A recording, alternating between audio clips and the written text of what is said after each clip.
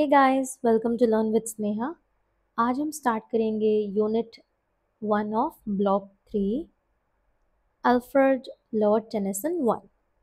सो इस यूनिट का objective and introduction देखते हैं। इस यूनिट का प्राइमरी ऑब्जेक्टिव ये है कि हम अल्फ्रेड लॉर्ड टेनिसन की कुछ इंपॉर्टेंट और डीपली इमोशनल पोएम्स को समझें, नॉट जस्ट उनका लिटरल मीनिंग बट उनका हिस्टोरिकल, पर्सनल और पोएटिक कॉन्टेक्स्ट भी। यूनिट तुम्हें कंप्लीट एक्सपोजर देता है टेनिसन के पोएटिक वर्ल्ड में, जहाँ दर्द, लोनलीनेस, करेज और लॉन्गिंग की बहुत पावरफुल इमेजरी है। अल्फ्रेड लॉर्ड टेनिसन एक ऐसे पोएट थे जिन्होंने विक्टोरियन एरा के मूड और इमोशंस को सबसे अच्छे तरीके से कैप्चर किया। उनकी पोइट्री रोमांटिसिज्म और रियलिज्म के बीच का ब्रिज थी। हर पोएम में तुम्हें या तो स्पिरिचुअल कन्फ्यूजन दिखेगा या फिर इमोशनल ब्रेकडाउन्स या फिर लाइफ के हायर मीनिंग की सर्च। ये यूनिट बस पोएम्स के शब्दों तक सीमित नहीं है, बल्कि तुम्हें एक पूरे फिलोसॉफिकल जर्नी पे ले जाता है, जहां तुम अपने इनर थॉट्स से भी जुड़ जाते हो। Coming to the Victorian age. Victorian age 1837 से 1901 एक ऐसा टाइम था जहां दुनिया लिटरली ट्रांसफॉर्मेशन के फेस में थी। साइंस रैपिड स्पीड से डेवलप हो रहा था। चार्ल्स डार्विन के आइडियाज़ ने रिलीजियस फेथ को चैलेंज किया और इंडस्ट्रियलाइजेशन ने लाइफ को मैकेनिकल बना दिया। लोग आउटर वर्ल्ड में तो प्रोग्रेस कर रहे थे, लेकिन इनर वर्ल्ड में कंफ्यूज्ड और लॉस्ट फील कर रहे थे। इसी बैकड्रॉप में टेनिसन का पोएट्री काम करता है। वो एक इमोशनल एंकर बन जाता है उन लोगों के लिए जो इस फास्ट चेंजिंग दुनिया में अपनी आइडेंटिटी या पर्पस को खो रहे होते हैं।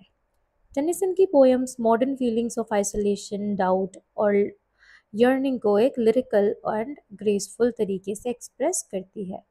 विक्टोरियन एरा में पोएट्री सिर्फ एंटरटेनमेंट नहीं थी, it was a form of moral and emotional guidance, और टेनिसन इस रोल को परफेक्टली फिट करते हैं। Coming to Tennyson life and works. Tennyson का पर्सनल लाइफ उनकी पोइट्री से अलग नहीं था। वो डीपली इमोशनल, रिफ्लेक्टिव और लॉस से भरा हुआ था। उनका सबसे क्लोज दोस्त आर्थर हलम की सडन डेथ ने उनके जीवन और पोयम दोनों में एक परमानेंट सैडनेस डाल दी। इस ग्रीफ को इन्होंने इन मेमोरियम जैसे पोएम्स में इमोर्टल बना दिया। Poet laureate laureate I don't know what is this laureate. So poem laureate बनने के बाद उन्होंने देश के लिए भी लिखा, और उनका वर्क मोनार्की, नेशनहुड और इंडिविजुअल सोरो तीनों को टच करता था।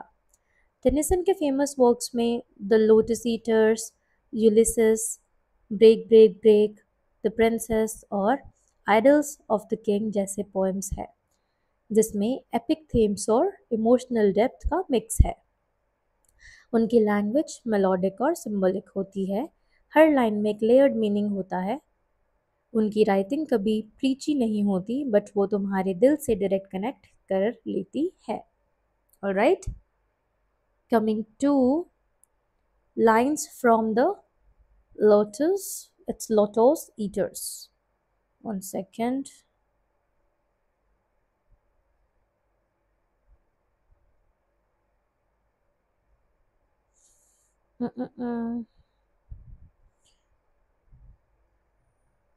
Alright, guys. So,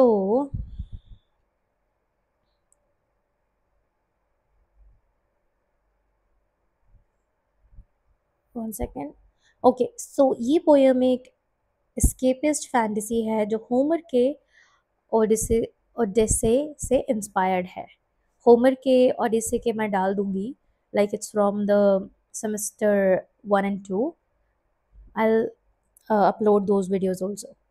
सो टेनिसन ने इनमें उन सेलर्स की कहानी लिखी है जो एक मैजिकल आइलैंड पे लैंड करते हैं, जहाँ लोटस खाने से उनकी मेमोरी फेड होने लगती है। ऑलराइट, नाउ अब मेमोरी उनकी फेड होने लगती है। उन्हें अपने घर, ड्यूटीज़ या दुनिया के स्ट्रगल्स याद नहीं रहते, और वो बस यही चाहते हैं कि वो हमेशा यहीं रहे, फ्री फ्रॉम पेन, स्ट्रेस और इमोशनल रिस्पॉन्सिबिलिटीज़। ये पोएम असल में एक मेटाफर है मॉडर्न इंसान के लिए जो अपने एवरीडे स्ट्रेस से इतना थक गया है कि उसे बस पीस और रेस्ट चाहिए।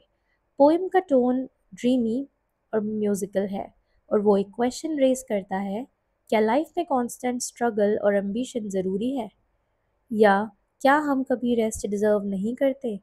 ये एक एग्जिस्टेंशियल क्राइसिस को पोएटिक फॉर्म में रिप्रेजेंट करती है। पोएम के थ्रू तुम टेनिसन के दर्द को फील कर पाओगे, एक ऐसी दुनिया की लॉन्गिंग जहाँ सिर्फ शांति हो। राइट गाइस, समझ आ रहा है आई थिंक। बट अगेन, अगर आपको ज़्यादा डिटेल में ये चाहिए, you can always take screenshots of the PDF and read it. Now let's come to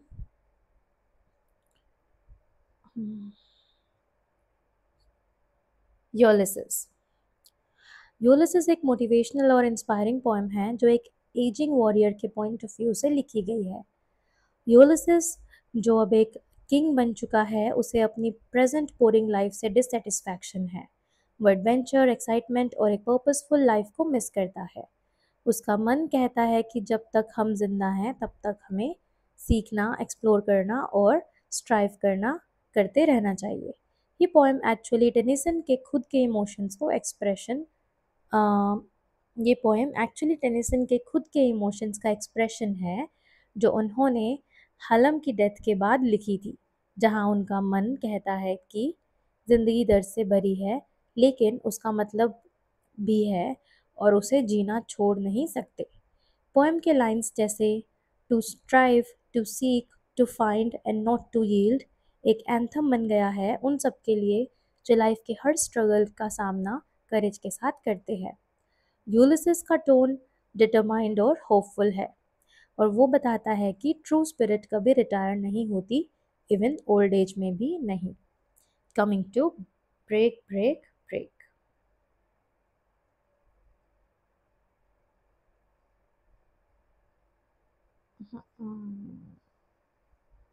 Where it is? Alright, here.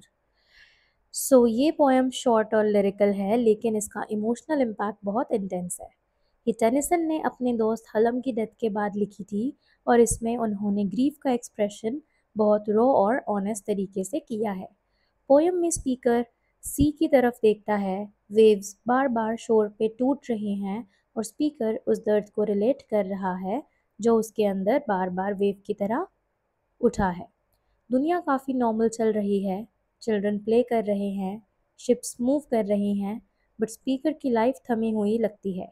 इस कंट्रास्ट से पोएम का सैडनेस और ज़्यादा पावरफुल बन जाता है। टेनिसन की ये पोएम यूनिवर्सल ग्रीफ की पोएम बन जाती है, सबके लिए जिन्होंने किसी क्लोज को खोया हो। पोएम का मूड साइलेंट, नम और हार्ट ब्रेकिंग है। ये एक पोएटिक साइलेंट जैसा फील देती है जहाँ हर लाइन तुम्हारे दिल पे इम्पैक्ट छोड़ती है। Right, so let's sum up. इस पूरे यूनिट का एसेंस यही है कि टेनिसन सिर्फ एक पोएट नहीं बल्कि एक इमोशनल ट्रांसलेटर थे। उनकी पोएम्स तुम्हें सिर्फ लिटरेचर के लेवल पे नहीं बल्कि ह्यूमन एक्सपीरियंस के लेवल पे टच करती है। द लोटस ईटर्स तुम्हारे स्केपिस्ट साइड को रिफ्लेक्ट करती है। यूलिसिस तुम्हें इंस्पायर करती है कि तुम लाइफ के एंड तक भी फाइट करो, और ब्रेक ब्रेक ब्रेक तुम्हें सिखाती है कि ग्रीफ को एक्सप्रेस करना भी एक हीलिंग प्रोसेस है। इन तीनों पोइम्स में तुम देख सकते हो कि टेनिसन ने कैसे पर्सनल लॉस, हेरोइक स्पिरिट और इमोशनल नमनेस को एक पोएटिक फॉर्म दिया जो टाइमलेस बन गया। विक्टोरियन एज के टेंशन और कन्फ्यूजन के आर्टिस्टिक रिस्पॉन्स टेनिसन की कविताओं में ब्यूटिफुली दिखता है। So guys, we are done with block 3 unit 1. Thank you for watching.